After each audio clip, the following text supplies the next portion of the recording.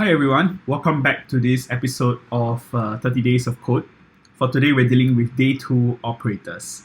In this challenge, we are dealing with arithmetic operators.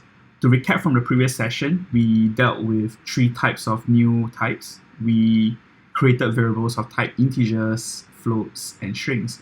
And we also did some basic data transformation with the plus operator. For this challenge, we're going to take it a step further, and we'll be dealing with the multiply and divide operator. And we will also be using a new function round that takes it a float and bring the up or down to the closest integer. So for this question, we're given the meal price as well as the tax and tip. So we are supposed to calculate the total cost of this whole meal.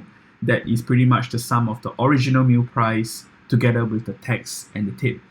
And in this case, for example, if your meal cost is $100, the tip will be 15% of that and the tax will be 8% of that. And we're supposed to sum up the tip, tax, and meal together and round that up or down to the closest integer.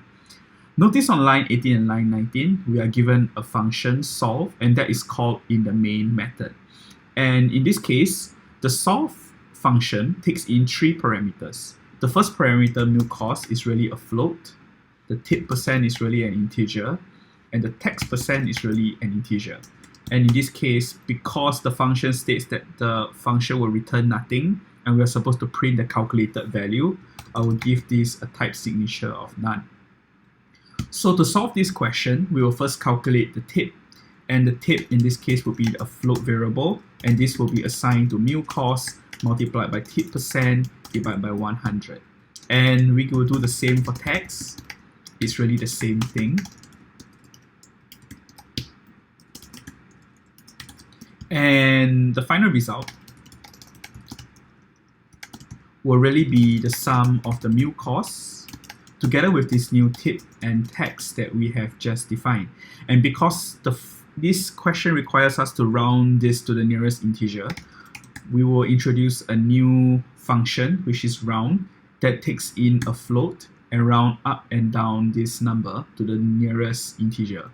And once we're done, we will print out the final result. So let's run this against some sample test cases first by pressing this run button. And we pass both test cases. We can submit this code and we're done. So just to recap, this question touches 3 new concepts. First, we got comfortable with the multiply and the division operator that can be used on integers and floats.